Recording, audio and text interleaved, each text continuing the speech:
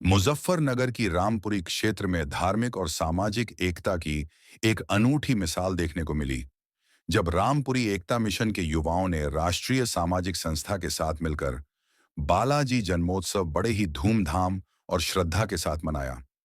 इस कार्यक्रम में संस्था के राष्ट्रीय अध्यक्ष एवं प्रमुख समाज सेवी मनीष चौधरी ने विशेष रूप से भाग लिया और बाबा बालाजी को भोग अर्पित कर आशीर्वाद लिया।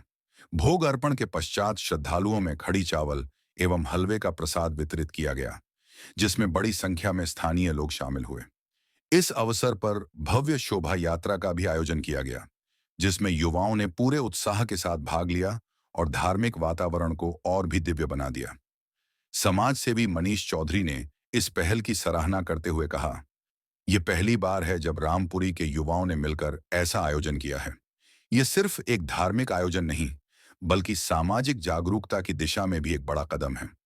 उन्होंने यह भी कहा कि जनपद मुजफ्फरनगर में रामपुरी सहित कुछ कॉलोनियों को जिला प्रशासन द्वारा मलिन बस्ती घोषित किया गया है, जिससे वहां के युवा और निवासी अपने आत्मसम्मान को ठेस महसूस कर रहे हैं।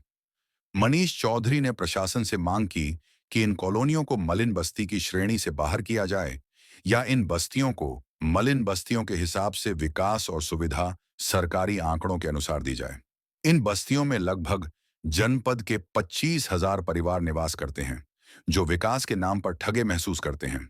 इस कार्यक्रम में युवाओं ने यह संकल्प लिया कि वे अपने क्षेत्र में जन जागरूकता फैलाएंगे और प्रशासन तक अपनी बात मजबूती से पहुंचाएंगे। रामपुरी एकता मिशन से जुड़े मोहित अग्रवाल ने कहा, अब समय आ गया है कि हिंदू समाज एकजुट होकर इस तरह के आयोजनों के माध्यम से अपनी संस्कृति को आगे बढ़ाए। यह सिर्फ शुरुआत है, ऐसे आयोजन आगे भी किए जाएंगे।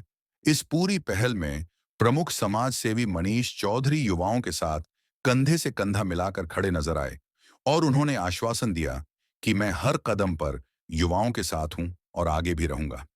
इस अवसर पर मुख्य रूप से नरेंद्र अग्रवाल, अनिल राजपूत, अमित धीमन, जितेंद्र शर्मा, अंकित, कृष्ण चौधरी, वंश शर्मा, वरुण शर्मा, सक्षम, मोहित अग्रवाल, लवी अग्रवाल, शांतनु राजपूत, अश्वनी वर्मा, बिन्नी वर्मा, नोनू सिंह, दशा सिंह सहित सैकड़ों महिलाओं सहित रामपुरी वासी मौजूद रहे।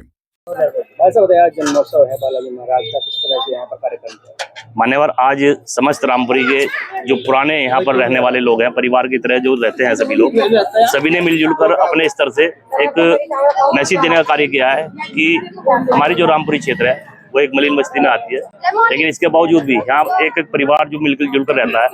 और आज भगवान हनुमान जी की जयंती मना रहा है, भगवान रुद्र के अवतार भी हैं, तो हमारी ओर से आपके चैनलों के माध्यम से सभी देशवासियों को, प्रदेशवासियों को शुभकामनाएं। इस युवा टीम ने एक प्रण लिया है आज जयंती के मौके पर कि जैसे कि इस जिले के कुछ कॉलोनी जो है वो मलिन बस्ती में घोषित की गई है प्रशासन द्वारा, लेकिन इनका अब सोच उस जगह पर जा रही है, क्योंकि अब ये युवा हो रहे हैं, जवान हो रहे हैं, तो कहीं ना कहीं इनको ये लगता है कि हम जिस कॉलोनी में रह रहे हैं उसका दंश हमें झेलना पड़ रहा है, क्योंकि अब युवा हो चुके हैं और हर समाज के लोग इस क्षेत्र में रहते हैं। तो हमारा आप लोगों के चैनल के माध्यम से एक निवेदन जरूर है कि इन युवाओं की अगर ये पुकार है कि इनके क्षेत्र की भी कोई आवाज उठाई जाए और अपना विकास कार्य क्षेत्र में कराया जाए, तो इन्होंने एक मंच बनाया है रामपुरी, अपना जो क्षेत्र है इसका अलग अलग मोहल्ले में जाकर अपने स्तरों से जाकर के एक टीम बनाई जाएगी जो इस तरह की मलिन बस्तियों को मलिन बस्ती से हटाने का कार्य प्रशासन द्वारा कराएगा।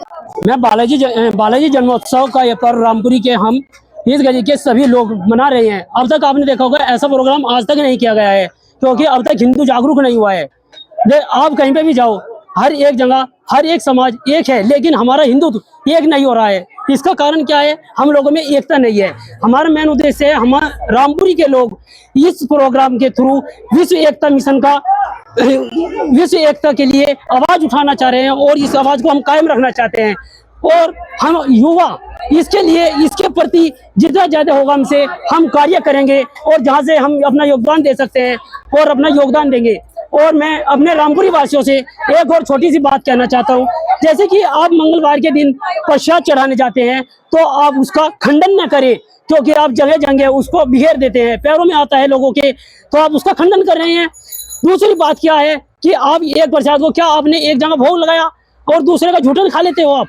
ये नहीं, आपको क्या करना है, एक जगह जब भोग लगाया है तो दूसरी जगह वो झूठन इस्तेमाल नहीं करनी है, एक जगह सिर्फ उसको आपको चढ़ाना है प्रसाद को।